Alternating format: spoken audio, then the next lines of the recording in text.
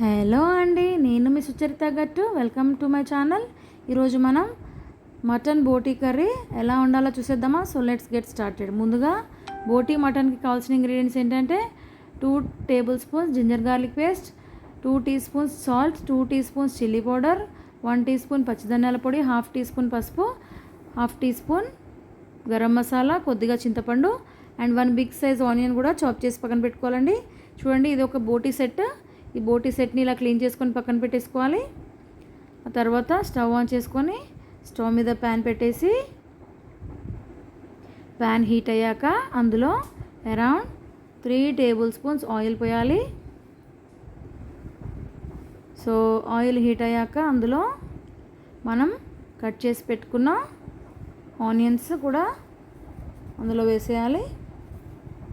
So onions వేసాక onions ఇలా fry చేసుకోవాలి.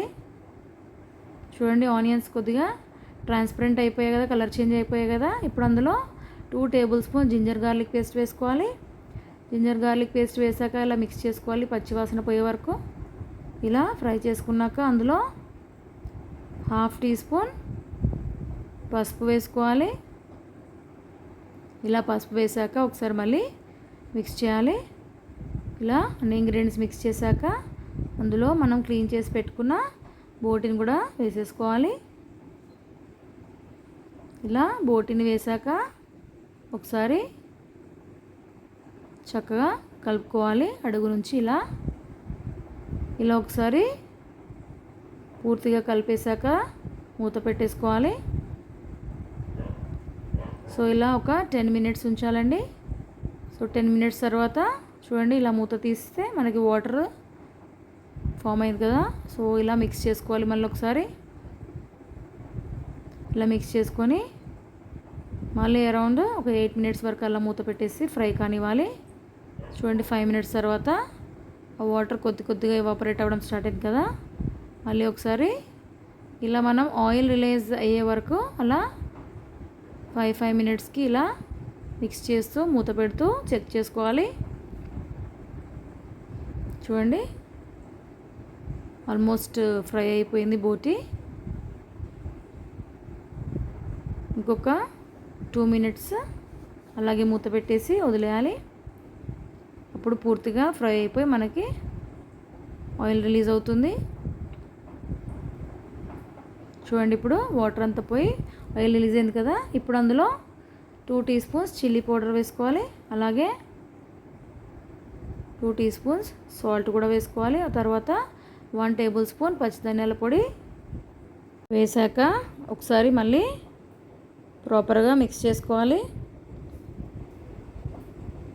ఇలా అన్ని ఇంగ్రీడియంట్స్ కలిసేటట్టుగా ఇలా ఒకసారి మిక్స్ చేసుకొని అందులో ఇప్పుడు 1/2 టీ స్పూన్ గరం మసాలా వేసుకోవాలి. ఇలా గరం మసాలా వేసాక మళ్ళీ ఒకసారి మిక్స్ చేయాలి. ఇలా మిక్స్ చేసుకున్నాక మనము కొద్దిగా చింతపండు తీసుకున్నాం కదా, ఆ చింతపండు పులుసు ఇలా చిక్కగా తీసుకొని ఇలా అందులో చింతపండు పులుసుని కూడా పోయాలి. ఇక్కడ మనం జస్ట్ కొద్దిగానే తీసుకోవాలండి, ఎక్కువ తీసుకోవద్దు. చింతపండు జస్ట్ 2 రెమ్మలంతా తీసుకొని చిక్కగా పులుసు తీసి అలా అందులో పోసేసి ఇప్పుడు అందులో అరౌండ్ 2 బిగ్ గ్లాసెస్ వాటర్ కూడా పోసుకోవాలి. సో ఇలా 2 బిగ్ గ్లాసెస్ వాటర్ కూడా పోసేసి మనం కుక్కర్ మూత పెట్టేసి విజిల్ పెట్టేసుకోవాలి. ఇలా విజిల్ పెట్టేశాక మనం అరౌండ్ 5 విజిల్స్ రానివ్వాలి. మంట హై ఫ్లేమ్లో ఉంచి 5 విజిల్స్ రానివ్వాలి. ఇలా 5 విజిల్స్ వచ్చాక స్టవ్ ఆఫ్ చేసుకొని స్టీమ్ పోయే వరకు వెయిట్ చేయాలి. చూడండి, స్టీమ్ అంతా పోయింది కదా. ఇప్పుడు మనం మూత ఓపెన్ చేసి చెక్ చేసుకుందాం. చూడండి, మనకి బోటీ కుక్ అయిపోయింది.